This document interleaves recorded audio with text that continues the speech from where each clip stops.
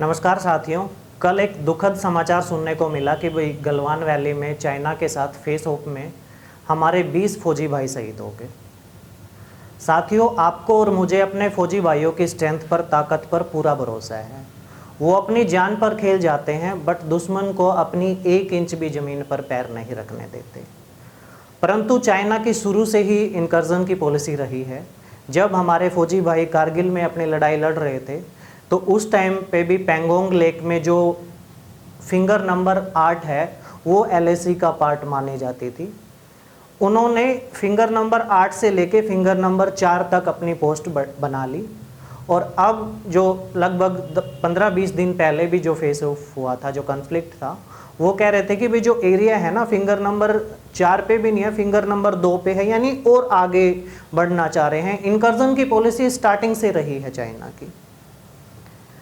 तो साथियों, हमारी कमज़ोर डिप्लोमेटिक पॉलिसी का नतीजा हमारे फौजी भाई क्यों भुगते? क्यों हमने उनकी जान की कीमत को इतना सस्ता बना दिया है कि भाई जो फौजी अपने जान को हथेली पर रख के हमारी सरहदों की रक्षा करता है, हम उनकी सुरक्षा नहीं कर सकते?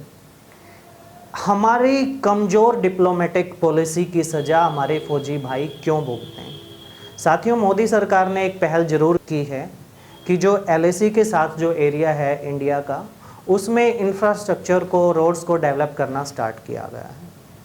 और चाइना ने ओपन स्टेटमेंट दी है कल कि भारत हमारे सीमा में आना बंद करे और अपने सैनिकों को काबू में रखे। तो क्यों न उतनी ही स्ट्रॉन्ग भाषा में भारतीय जो साइड है वो जवाब दे रही है, उसको भारत सरकार क्यों जवाब नहीं दे रही है?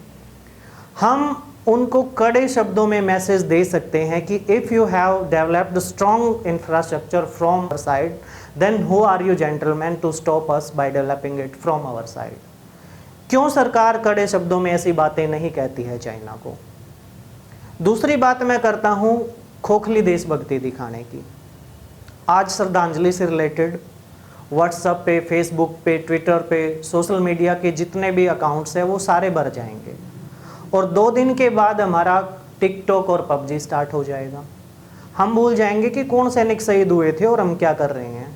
साथियों, जो ग्रेनेड, जो बुलेट और जो हथियार आप PUBG गेम में चलाते हो, तो वो गोले आप PUBG में गेम में ही नहीं चला रहे, वो गोले आप फौजी भाइयों की पीठ पे चला रहे हो।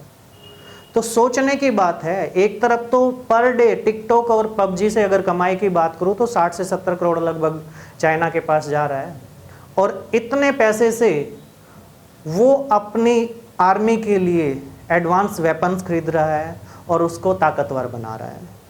तो सोचने की बात है कि अपने देश के लिए या तो देशभक्ति मत दिखाओ, या ऐसी चीज़ें PUBG, टिकटॉक और जो भी चाइनीज़ ऐप हैं, आज से ही उनको अपने फ़ोन से अनइंस्टॉल करो। And remember one thing, merely boycotting Chinese product is not going to help us. If we have to compete with China, then we have to develop ourselves, each one among us, into a capable and responsible human resource. Learning उसके लिए बहुत ज़रूरी है। कुछ भी सीखने के लिए कैपेबल ह्यूमन रिसोर्स बनने के लिए तो सीखो, कहीं से भी सीखो, किताबें पढ़ के सीखो, किसी अच्छी एकेडमी को ज्वाइन करके सीखो। मैं ये नहीं कहूँगा कि भाई RK कैंपस में आओ, हम यहाँ पे एयरफोर्स में NDA की कोचिंग दे रहे हैं आपको। कोई भी अच्छी एकेडमी जहाँ आप अपनी प्रतिभा को निखार सकते हो, एक अच्छा मार्गदर्शन पा सकते हो, वहाँ पे जाओ। बट सीखो ताश खेलने में, PUBG खेलने में, और कोई भी ऐसी एक्टिविटी जो आपको टाइम वेस्टिंग है सिर्फ आपके लिए, आपको कुछ नया सीखने का मौका नहीं दे रही है, तो तुरंत बंद करो। और ऐसे युवा साथी जो कुछ कर सकते हैं, जो समाज को सुधार सकते हैं, अपने देश के लिए कुछ कर सकते हैं, एटलीस्ट उनको तो इस टाइप की एक्टिविटी में बिल्कुल भी शामिल नहीं होना चाहिए। तो मैं उम्मीद करता हूं साथियों कि सच्ची देशभक्ति दिखाएंगे आप, कोई दिखावा ढोंग नहीं करेंगे, और सबसे मेन बात है अपने आप को कैपेबल बनाने में सबसे पहला कदम उठाएंगे। तो इन्हीं शब्दों के साथ wish you all the best, stay safe, stay at home, keep learning and be patriotic in real mean. Thank you very much.